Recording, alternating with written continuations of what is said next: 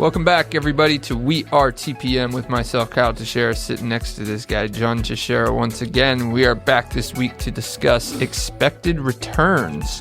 If you guys have any questions on this or your expectations or something like that, give us a call or, go to our website. Maybe I should start saying that. 817-818-9039. Shoot us an email at showmethemoney@weartpm.com or go to weartpm.com. Let's get into it. In real estate or property management or investing, do you expect returns? What kind of returns are we talking about here? Oh, returns. Do you let tenants return? Returns. Do you get to buy? You could buy real estate and bring the receipt back and return it, right? Yep. Yeah. You just go to the title company, tell them you bought this house 3 months ago, and I want a refund. It's usually a 90-day guarantee. Yeah, 90-day guarantee. And you take them all to Kohl's also with the original packaging. In the original packaging? Yeah. Okay. Yep. Yeah, does someone pick it up from you if it's worth enough? You can. Yeah. Yep. Bill Gates will come get it from you. You come get it from you. And his private jet might land right next to you. Yep. All right. No, we're talking about expecting returns in the rental market, in investment market, really just in the real estate market. Like, what kind of returns do you expect? It's a common question. What can I expect from this? And really what we want to talk about today is how expected returns and projected returns can vary and what they vary based on, right? Yeah, we've talked about this subject several times lately because people are leaving and fleeing the market, right? Because of market conditions. And that's really what we need to talk about today.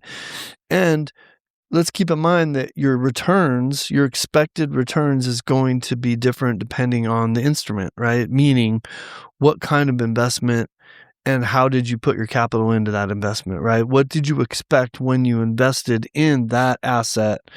What kind of asset is it? Is it a large apartment complex? Is it a small house, right? What neighborhood is it in? What part of town is it in? If you're going to buy something in Highland Park, you have a different expected return than you do if you buy something in Alvarado, right? Yeah. So what is it? Well, and not. What were your initial expectations? And then what's happening to them now? Yeah. Oh, yeah. If you want to get into the whole what you expected at the beginning versus analyzing that later on, maybe use the same. That's a starting point. Use the same things you analyzed it when you acquired it as when you're operating it. Like, have different expectations 2 years later. People would. Yeah, people usually purchase these things with a bigger picture in mind, right? And with the loftier goals of appreciating their appreciation and long-term investments and having a legacy business and legacy investment. And that's how they start. And then things go bad and they get into the weeds of these kinds of numbers that we're about to talk about. And then they they overthink that one little short-sighted point. Well, so the expected returns should adapt with the market, right? And what do we mean by that? I'll take it from a high level because I was from an investment analysis standpoint, investors, whether you're investing in multifamily or, partnership deals, or really when it comes to syndicating funds together, or really just it's targeting properties.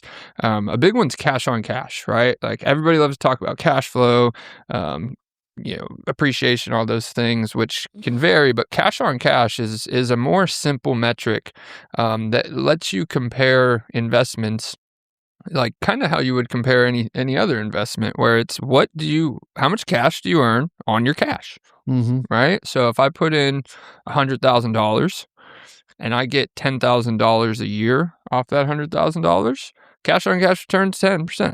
That's a 10% return. Yep. That's to put it simply. So this is where it brings all the numbers of a deal and turns it into bring it back to you. All right, well, this is maybe $1 million deal with this cash flow and I'm getting 20% of it, and there's my waterfall or whatever. That can get all really complex. But when you bring it all back, it's okay, if I invest $100 or $100,000 here, I can expect 10% annually back in cash, right? That's the expectation. Now, what if you don't do that this year? What if you don't do that this year? Are you freaking out? Well, once it's operating, that's a different story. But how does it vary based on the market? Well, that's my point. What if last year you got 20% and this year you get 5%? What's that average out to? On the 2-year horizon, what are you saying? If you got 12% and 2%? Well, I'm just saying that people freak out about the 5% that I'm getting now. I wanted to get 10, I'm only getting 5, and they forget that they got 20 last year or 15 2 years before that or whatever. So then I look at it and I'm like, well, you got a 12.5% cash on cash return over 2 years in a market that isn't expecting 12%, 12.5%. So, like, where does it vary? We have came from investors sometimes struggle to keep up with the market changes as far as the expectations go. Not always, but like let's use a baseline here, 8%, right? 8% cash on cash return. How would a 8% cash on cash return have sounded back in 2021 on like an investment deal? It was on the low end. Yeah. It was on the low end. Yeah. I have people begging me today to find them 8% cash on cash return today. So that let's use that analogy of what changed, right? Well, and why? 8 to 12% was that was pretty much the base back when, and let's just keep it to the year, like 2021, 2022. Well, that was because interest rates were like 3%, and the interest rates play a big part on the debt service on a lot of these deals, so they go hand in hand. And revenues were going up. Yeah, and revenues were going up. I mean, there was cash flow in a lot of these deals because of what you could get them for versus what they'll make. And inflation really hadn't hit us yet. It had started, but it hadn't really affected us the way it's affecting us now. So taxes, insurance, and materials related to repairs have skyrocketed since that period of time. Mm-hmm. Well, and interest rates went up. So there's a tug and pull between all these things, right? So if interest rates go into the 6s, right, or the 8s or whatever, and you can go get a bond at 4, 5, 6%, or a 2-year bond, for example, if you can go get one of those at 6% return, or 6% yield. So like in the investing world, cash on cash is related very directly to yield, right? Yeah. It's what you get back out of it. Well, a bond, if I have even a 7% bond, right, or even a 6% bond, if I'm looking at a real estate investment deal and I can earn 8% cash on cash, and I'm looking at bond prices and it's 6% for 2 years, well, that 6% is guaranteed and it's almost no risk, right? There's almost no risk of not getting that 6% or default or any of that stuff, depending on what the bond is. But I'm talking about like a treasury bond that's tied directly to these interest rates. Right. Well, that 2% may not be worth the risk, right? Mm-hmm. That's where we were at that time. So you needed to be able to give 12%, for example. Well, it was also on the real estate deal side, it was easier to obtain 12% while interest rates were, it was harder to obtain that. So these things, they ebb and they flow, where 6 to 8% right now would be considered good. 6 to 8% 4 years ago would not have been considered good. So, and I'm not just saying this is what we were seeing. This is what investors were putting out there on deals. So when the returns start to go down, it does help secondary market prices go down as well. Hey, can we simplify also what we're talking about when we talk about cash on cash? So like in a really simple form, like the cash that you actually have into a deal, right? And you can look at it, and it's actually two different numbers. So let's clarify which one we're talking about, because you can look at it as including your initial capital, right? You just purchased the home. There's a down payment, some closing costs. Maybe there's an initial renovation done. That's what we call initial capital expenditures. So you could include that in that number, for looking at that investment as a whole, or you could just say, okay, business is set up now. Let's call it a business. And now what cash I'm spending to operate this business, and what's the return? And that's kind of a different number, right? And I bring this up for a reason, because what I hear is like, we'll do a turnover and people will be like, well, shoot, I've got $8,000 turning this over. And I don't want to have to do this for another tenant. I don't have to spend another $8,000 on the next time a tenant leaves. Well, they don't, and they're not doing the calculation of over the past 8 years that they've owned the home, right? And how much, if you add that 8,000 to the total amount that they've ever spent, what is your actual cash on cash return, which is what we're kind of talking about, right? Kind of. I try not to use cash on cash is used less in continual operations because it's like, what time horizon are you looking at? But yeah, I mean, you're not wrong. You could still you can go all the way back to the initial acquisition, bring it back to where you are today. For the first 5 years, you brought in, 20 grand in net income every year, and then now you're spending 5 years later. And that blows it all up in your head. Well, you just took 8 out of a pool of, money. But cash on cash is usually used as an analysis tool to expect what you will keep in your pocket. Right. Hopefully not have to reissue. But that's where reserves and all those things can come into play when you're doing an investment analysis. So how much of the cash you get returned gets put into a reserve. And then I'll save the internal rate of return conversation for another podcast, because that will really muddy the waters. But what's the yield? If I can go get some mutual bonds at one price, or stocks at one price, or mutual funds is what it's meant to say, and then bonds. How do you weigh all those metrics? So the other one right now, real estate has actually better yield than some of those products as well. So, and that varies with the markets. Yeah, no, it varies with both the real estate market and the bond and stock market, right? Like, so all of it. And Well, right what are now, mortgage rates based on? well, they're based on securities, but Long-term treasury right, rates. but like right now, I mean, things are even affected by things you wouldn't even think about, right? Like oil, right? So now all of a sudden, oil's a factor that's going into all of this, and it's going to start by cutting into everyone's. We're back in the materials. Prices of materials are going up. Exactly. Going up.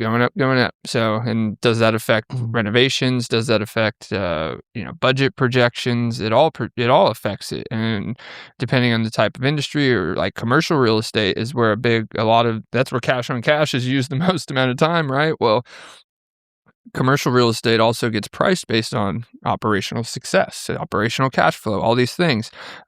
So, the expectation in the market for a return. So if the market is expecting a 6% return now based on market conditions versus a 10% return, that directly affects the value of your real estate. So that's literally the metric for pricing commercial real estate. So yes, you could change nothing and hold on to commercial real estate until the expected returns go up, and now the value of your commercial real estate goes up. So the market plays a big factor in it. It's such a simple number that can apply a lot of places, but is really a valuation metric as well, because on a high level, what the yield you get is what where the value comes from.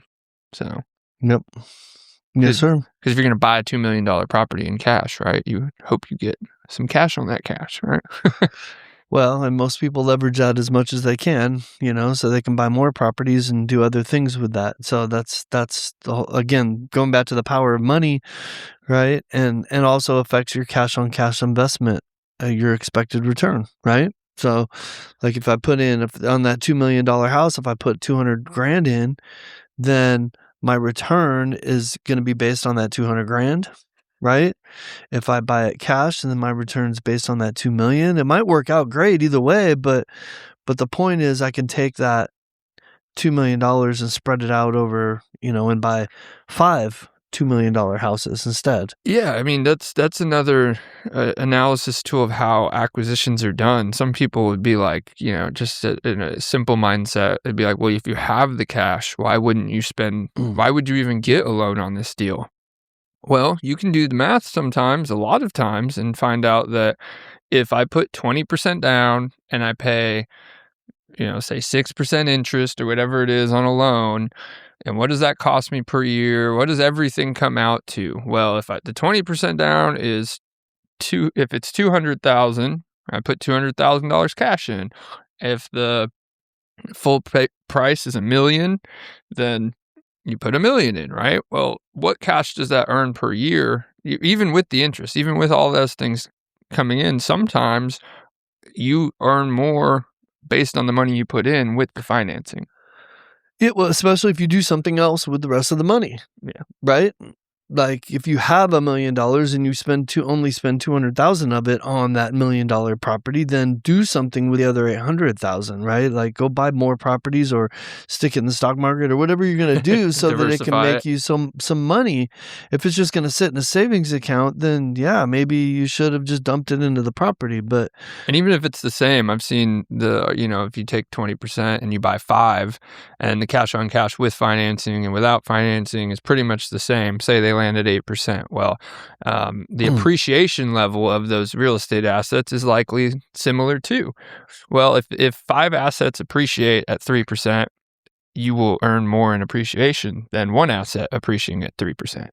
That's just a math game. So where does that offset? And that's your starting point, is just using what's your yield. So and it's really high level. We're speaking about it very simply because it brings it back to yields. It's the best way to compare it to other investments. So I know we did one on that, but whether it ebbs and flows with the market, it actually has a huge impact on the market. It's not just the actual cash on cash return that you're getting.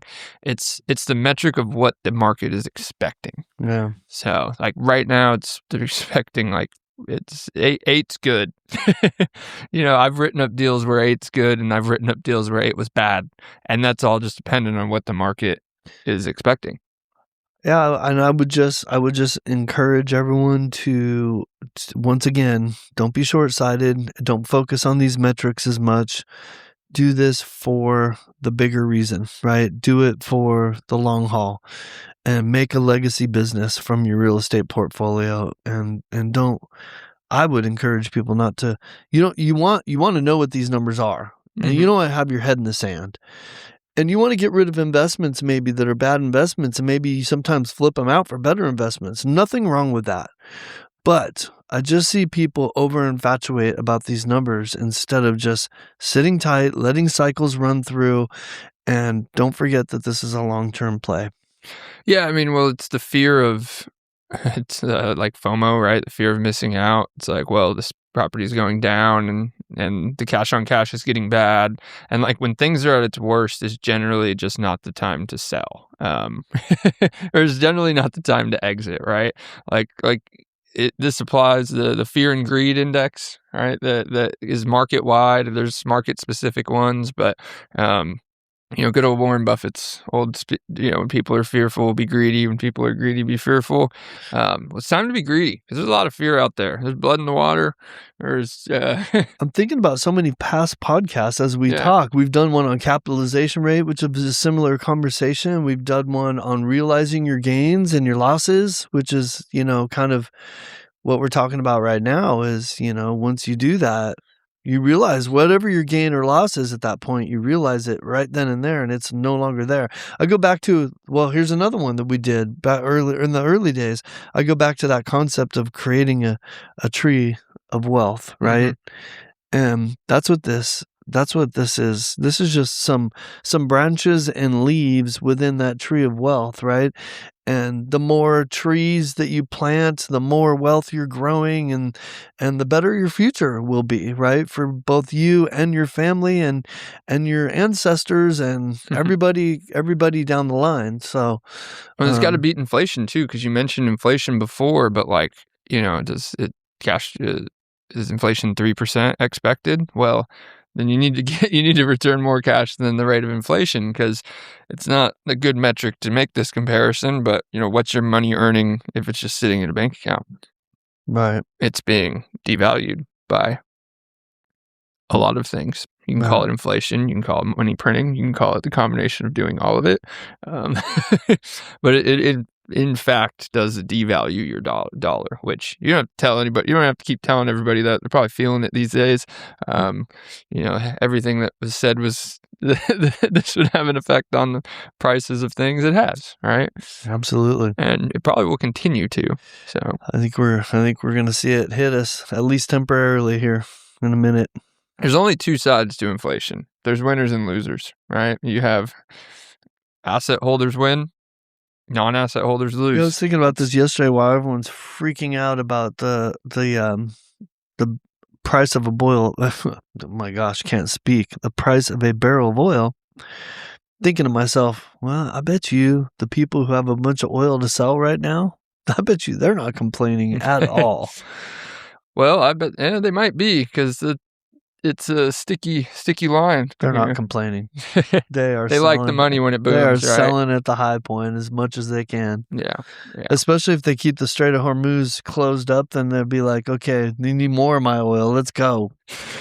Let's go. I don't want to talk global economy on oil. Everything is affected by oil. The price of everything. I'm sorry. I got us back away from cash on cash. No, you're good. You're good. If the guy getting the wood to the carpenter has to pay more, and then the carpenter's got to pay more, and then the guy driving your property's got to pay more, the costs go up. It's just the facts of life. So we can just make oil free on this podcast and call it a day, right? That's right. How many barrels you got in reserves? There's a cash on cash evaluation you'd probably like to do right there, right? You want to be landmen? No. You want to go? Nope. I don't. That's gambling at its finest right there. At its finest. At its finest. So yeah, if you, I don't know, you want to get. I think we're done. I think we killed cash on cash. Pretty soon put it on some cash. Gonna have to figure out what the acronym is, and I do not want to start. I've done the visual example for someone before. Didn't understand cash on cash. I'm like, all right, well, if we take this cash that you put in, and now I come from this deal and put cash on top of it, that's how much cash you have on your cash. Okay. Let's bring it all the way back to all of us. All of us have a first example in life of cash on cash. And that is usually our parents took money that we got from birthday gifts or something like that, put it into a savings account for us and put our name on this savings account, right? My parents did that. I know we did that for y'all. And so you have an account now.